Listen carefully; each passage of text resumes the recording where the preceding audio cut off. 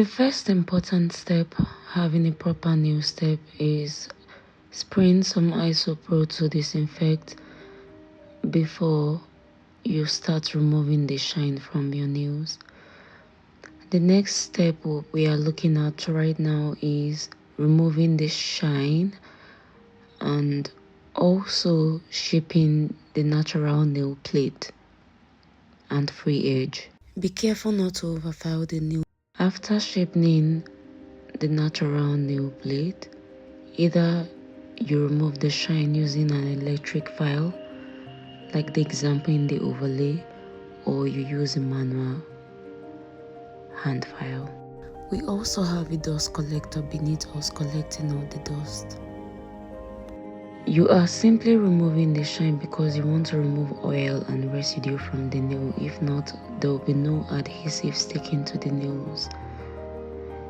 We'll be using an orange stick to open the pockets of the cuticles, making sure there is no skin hanging to the natural nail plate. You have to be gentle with this process, and you have to use a dusting brush to remove residues from each nail pocket. You start by using a diamond bead, using it horizontally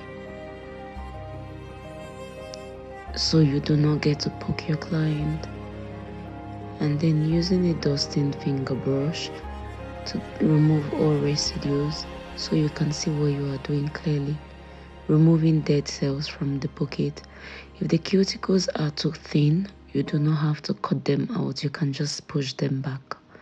But if it has like a dead hanging skin or dead cells, you would have to remove with a cuticle scissors or nail nippers.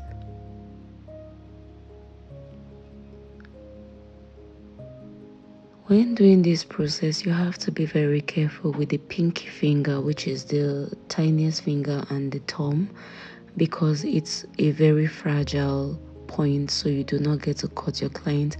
Make sure you are cutting very thin by removing from half of the 45-degree angle and then picking toward the middle.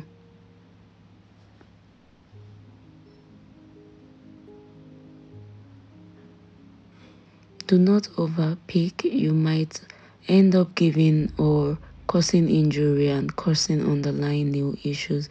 It might affect the growth of the natural nail plate. We'll be using a cuticle pusher to push back the pockets gently by gently tucking it back toward the matrix. Do not push too hard, you'll end up cutting. We'll be using a nail dehydrator to dehydrate the nail, making sure that there is no shine on the nail, neither residues, to have a better adhesive. And then we are going in with our primer. If you do not have a dehydrator, you can use isopropyl or alcohol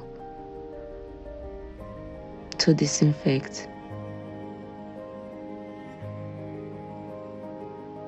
You can mix that with 99% of acetone, alcohol and acetone, to give you a dehydrator. Make sure it's 50-50 before you go in with your primer. We'll be using a base coat before applying our Biab extension.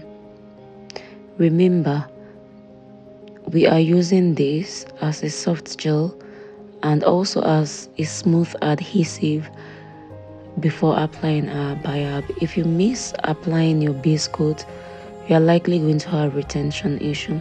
This helps with the sticky layer. If you do your nails as proper as we are doing it right now, you would not have retention issues unless you have a bad Biab product. Product would matter a lot. This is what your nails should look like, free of dust and residues before your application.